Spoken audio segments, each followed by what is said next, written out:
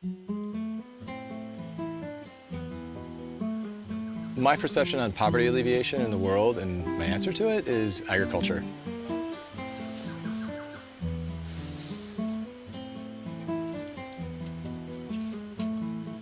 Nicaragua is a country that is still healing from the wounds of the revolution in the 70s and also a lot of corporate conventional farming previous to that revolution.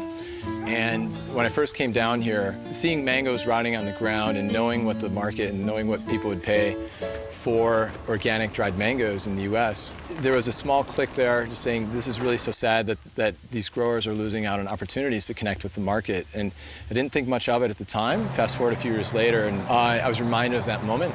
And I think this is the way to start a sustainable social enterprise in Nicaragua by connecting those growers to a market and trying to get them organized into a democratically organized cooperative where they have power and they have sustainability through their farming, but also a market that's willing to support their efforts. We try to do this in a sustainable way, both with the market, but also in production. So our agronomists go out to the field, they identify growers that qualify to work with our organic program. We group them into associations, we give them the technical assistance they need, and then once they're certified organic, we bring in the product, we process it through solar energy, and then ship it up to the market.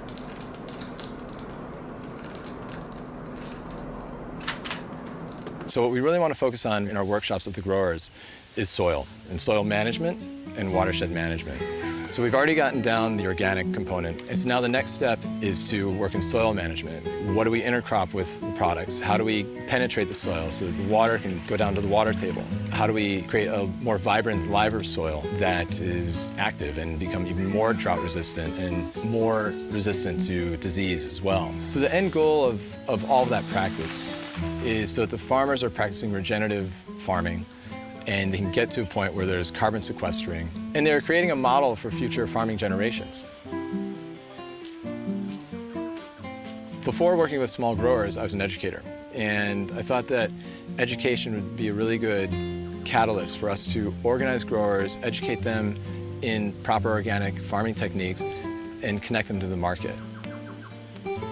Another way in which I wanted to support education was through gender equity, by organizing single mothers, getting them into our plant, giving them the opportunity so that we not only had an opportunity for them to work, but also as helping provide an opportunity for their children. The employment opportunities at the plant help provide the opportunity for children to go to school. Providing the proper educational opportunities for children is one of the best ways to move forward and move out of poverty.